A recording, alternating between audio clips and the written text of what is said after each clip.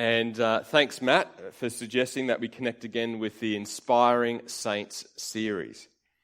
I'm not sure I was really thanking Matt at about 10:30 in the evening when I was reading through Royal Commission reports about some of the stuff that I was looking at, but I think that says more about me than it does about Matt. Last week we heard about Martin Luther and the thirst that he had for a right relationship with God. That thirst led Luther to allow for a significant catalyst in his life and also in the movement of Christianity to challenge the distortion and the abuses of church power that were in need of reformation. The reformation that comes first from within and then challenges and seeks to transform institutions, structures, and authorities around us. Today we focus on another revolutionary couple of people. While he and his wife's mark is but a blip on the world stage compared to Luther. For those who lived on an Aboriginal station at Coranderrk, just south of Healesville, an hour's drive east of Melbourne, the positive mark that they made on the lives of these people is significant. Significant enough to help trigger various reports and that Royal Commission that I was talking about. It's worthy of noting that there are many parts to this story. And I believe it's important to acknowledge that I will not do all those parts justice today, because I'm going to be focusing on a few, and specifically two people. The year was 1860, and less than a decade earlier, New South Wales and Victoria had separated, and with the discovery of gold came a shift in the population of Victoria. The arrival of predominantly European boat people to Victoria now numbered around 500,000 people in 30 years. And the first Australians declined through the impact, like displacement, disease, and killings. Their numbers were reduced from at least 15,000 down to around 2,000, and they were well on their way to extinction. The Wurundjeri people, who lived on the land that wrapped around the west, north, east and southeast of Melbourne, suffered a reduction in their population of around 95% and numbered only 36 people. Some considered Charles Darwin's 1859 theory of natural selection as justification for the dying out of these lesser natives over the years to come. And my reading of the years that the Aboriginal Protection Board were established, they seem to be responsible at times for the Aborigines with a desire reflected in their attitudes and actions to either having the Aborigines bred out or to die out. On the 24th of August in 1857, the 27-year-old Scottish Presbyterian John Green took Mary Smith Benton Green, his wife of just one day, on a honeymoon. Isn't that nice? It wasn't just any honeymoon, it was an 80 to 90-day cruise moving to Australia. According to a newspaper article from the State Library of Victoria, John was led to see that the object of his life should not be merely to live for himself, but to make himself useful to others.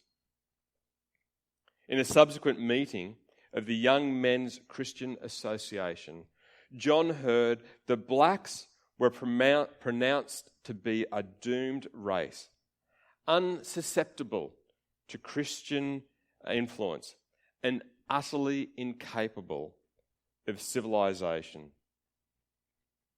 Green was so grieved to hear such an opinion being made by professedly Christian men that he ventured to combat it.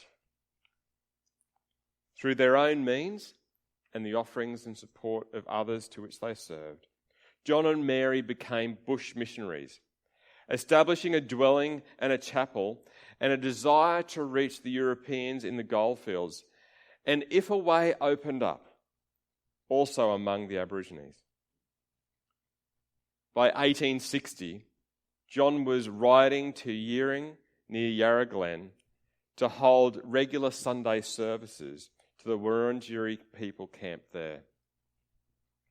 Quickly, there became an undeniable bond between John and Mary Green and the Wurundjeri.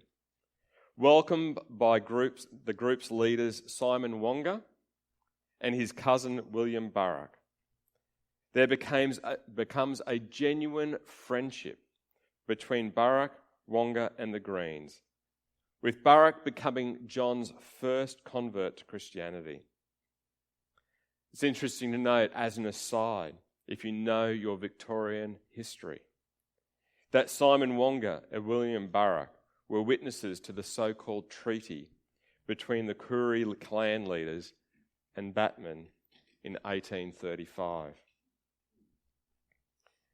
Mary becomes a mother at Yeering, giving birth to her first of 12 children. The young Wurundjeri couples were about the same age as the Greens, and their children would regularly play together. There developed a bond of trust and friendship. In 1861, the newly established Central Board, appointed to watch over the interests of Aborigines, employed John Green as an inspector. Green left his family in the care of Burrock and Wonga for weeks at a time during his inspection tours.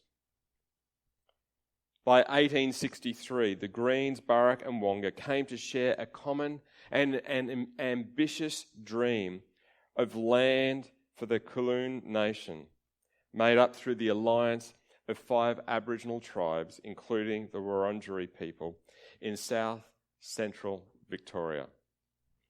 A land where they could settle down, a land where they could build their homes, a land where they could be free and raise their children.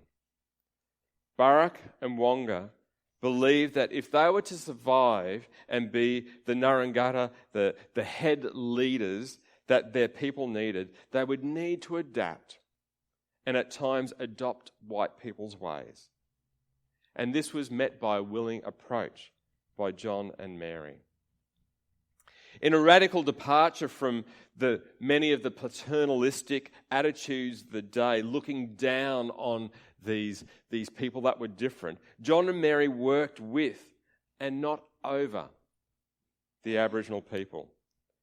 John flatly denied that the whites were of superior intellect and preferred to work with Aborigines over whites.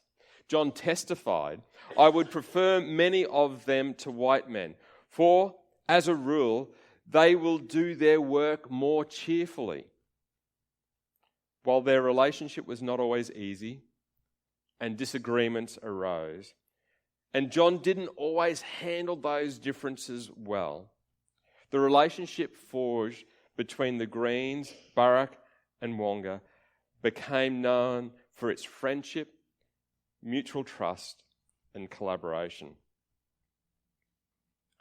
It was only when there was a conflict, a direct conflict between their behaviour of the Wurundjeri people and Christian principles, did Green seek to direct the people away from some of their traditional practices.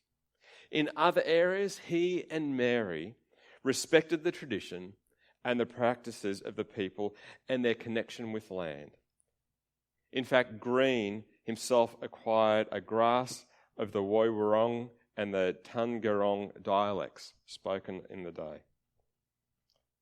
At Coranderrk, a station just near Healesville, Victoria, the Greens and the Kulin Nation found their home. By 1866, there were 103 Aborigines, including 38 children, living on the station. Mary started a school at Coranderrk, teaching her children alongside the Aboriginal children who learnt and played together. There they built homes, planted crops including wheat, vegetables, and grazed cattle. They had a reputation for growing the best hops in the state. And John shared his success with the Kulin Nation, but also with Mary, his wife. Once again, quoting from the 1866 newspaper article, reflecting on the first 3 years of Coranderrk and the Greens' leadership in that space. Considering the difficulties he has had, it must be acknowledged that he has already achieved no ordinary triumph. But the difficulties that John and Mary Green experienced were not confined with Coranderrk. In the SBS series on First Australians, it was noted that in this new endeavour, and with the will of the Aboriginal Protection Board against Green and his efforts at Coranderrk, Green was destined to fail because he had no friends. His friends were black. Other Aboriginal groups on reserves across Victoria soon hear about the differences between their reserve and how it was run and Coranderrk, and they want the same for themselves. John Green set up a model that challenged the way other missionaries and other managers sought to assimilate First Australians. Such a challenge was not taken well by the others and the Protection Board.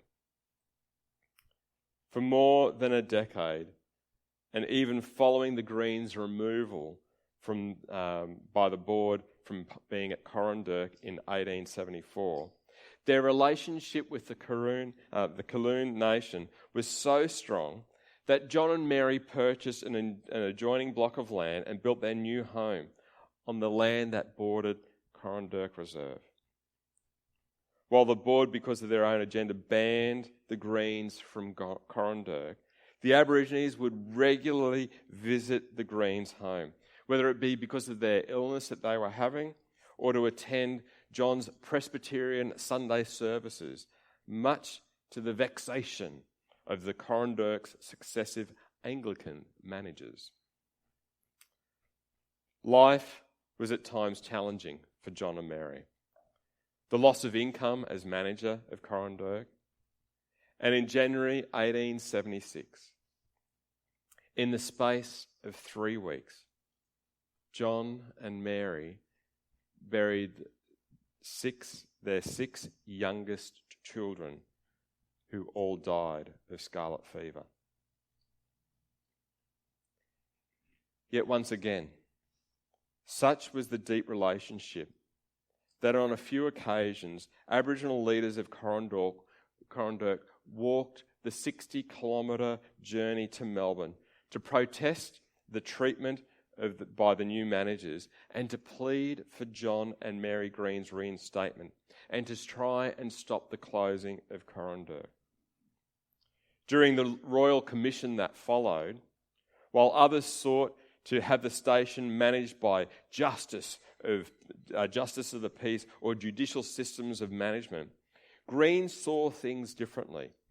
Mr. John Green, when responding to the question about improving the station's management and the maintenance of discipline at Coranderrk Station, he stated, "I would suggest that the station be handed over to one of the churches who is able and willing to supply men to manage it." Now listen to this. "Not so much for the salary they could get, as for their love for the Aboriginals' welfare. There are such men to be found, I am happy to say, in our churches." Reading through the 1877 Royal Commission on Aborigines and the 1882 Coranderrk Aboriginal Station Report, time and time again, the Kulin Nation just wanted to have John and Mary Green back as managers and to be left alone. In the now famous extract that inspired a book and a play, we discover in the 1882 Coranderrk Aboriginal Station report a petition 7 years after Green exited as manager. Coranderrk Station, November 16, 1881. Sir, we want the board and the inspector, Captain Page, to be no longer over us. We want only one man here, that is, Mr. John Green, and the station to be under the Chief Secretary. Then we will show the country that the station could self-support itself. But to grant their wish would interfere with the Aboriginal Protections Board's agenda. Their pleading failed, and by 1886, what became known as the Half-Caste Act was implemented, singling the end of Coranderrk, forcing the younger generation and then ultimately all residents off the station. And so started the slow burn of what became known as the stolen generation.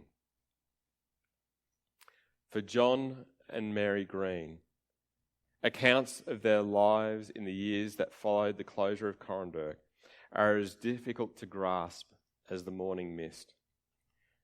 We know that John died in 1908 and Mary 11 years later in 1919. If you have your Bibles with you, I invite you to turn to 1 Corinthians chapter 9, verses 19 to 27. 1 Corinthians chapter 9, verses 19 to 27. Even in the brief research that I did on the life of John and Mary Green, I was reminded of Paul's letter to the church at Corinth.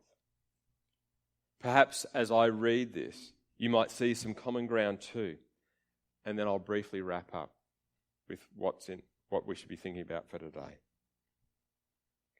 1 Corinthians chapter 9, verses 19 through to the first part of 27. Even though I am a free man with no master, I have become a slave to all people to bring many to Christ.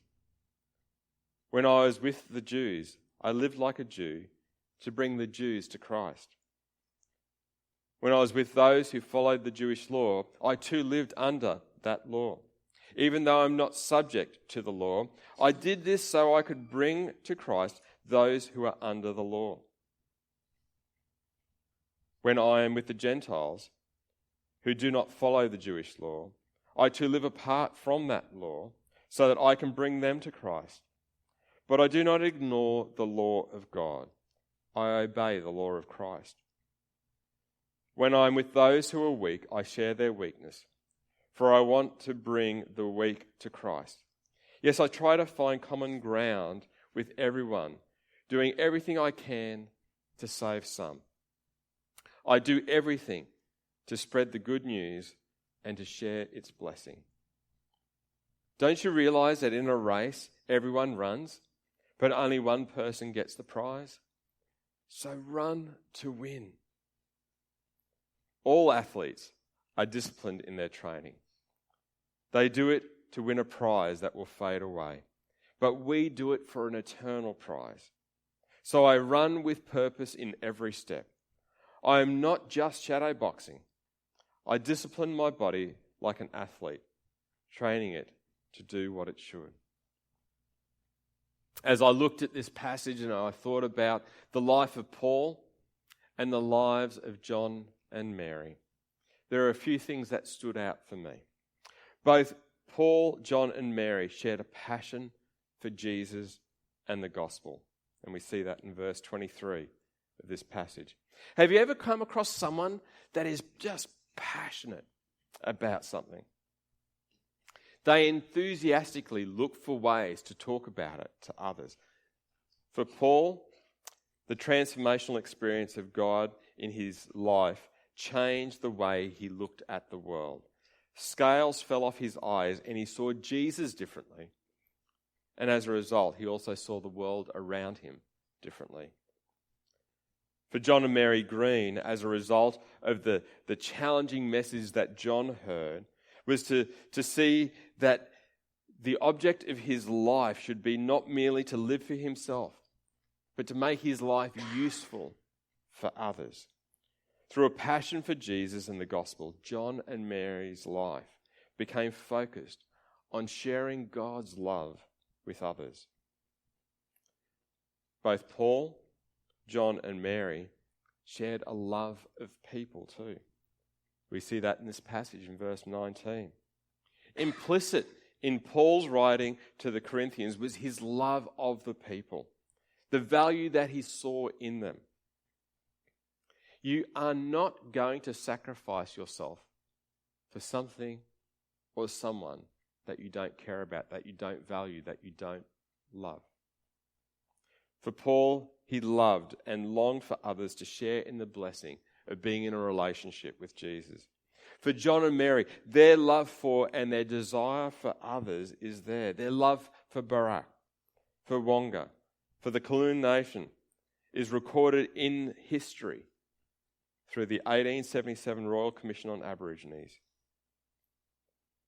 He had faith that his love, God's love, would be found in followers of Jesus as well. Both Paul, John, and Mary were prepared to have a change in posture as well. Neither Paul nor John and Mary were perfect. And in their interactions at times with others, they sometimes got it wrong. Think of Paul with Mark, when he said, I don't want him with me on this journey anymore. He's trouble. And then later on he says, hey, listen, bring Mark back. I'd really value him being a part of my ministry. And there were times when John and Mary thought that they knew better as well. But when they got it wrong, they sought to change their behaviour.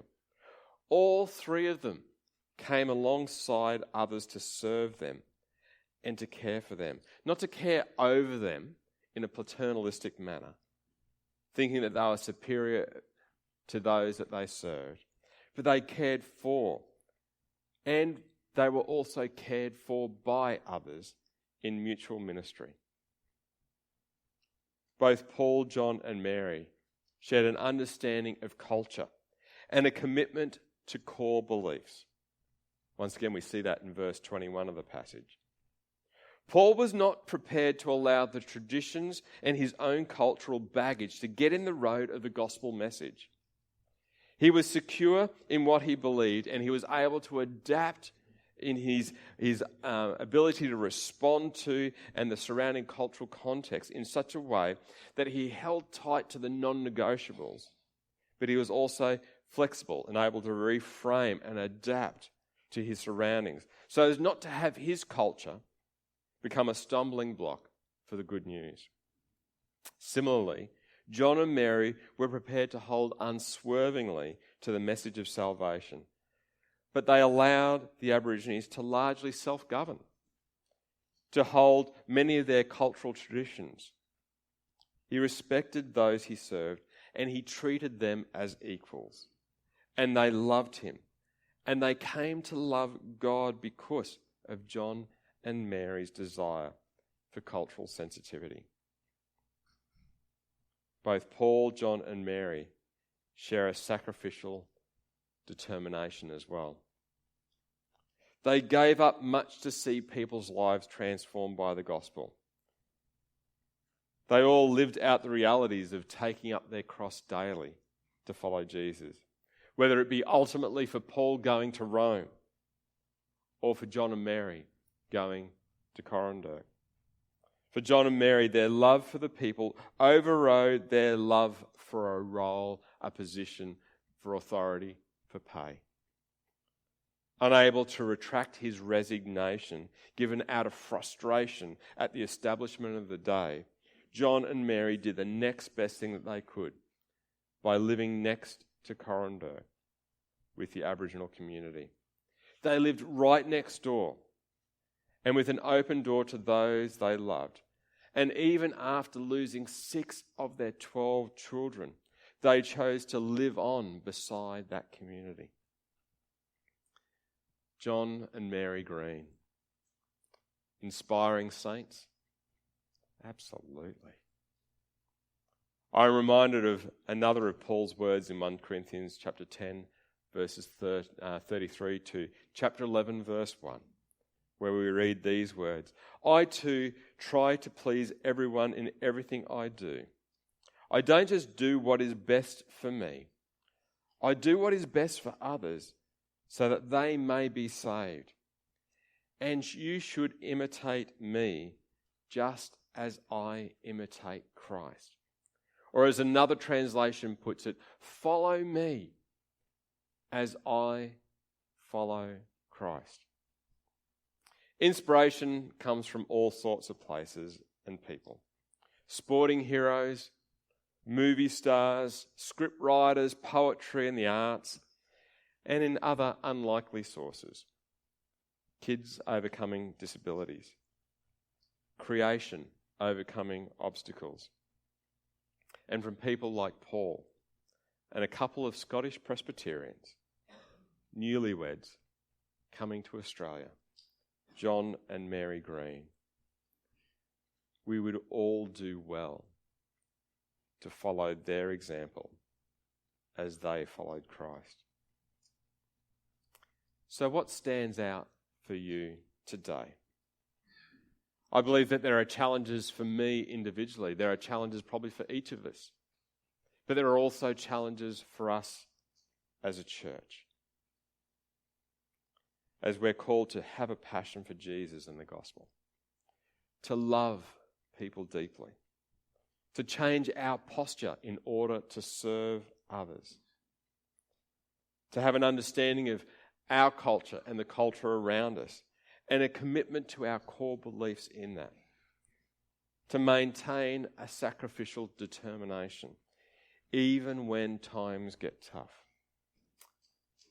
What may God, the Holy Spirit, be saying to you today? What might your response be?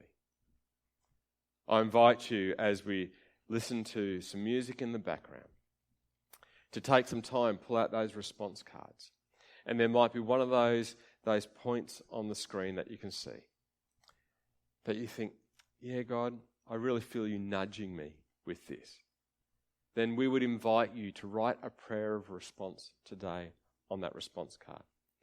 Or if you're a bit more technologically savvy, then you can send a text or you can send an email as well. Let's take time to do business with God. Let's follow Paul, John, and Mary Green's example as they follow Christ. God bless you.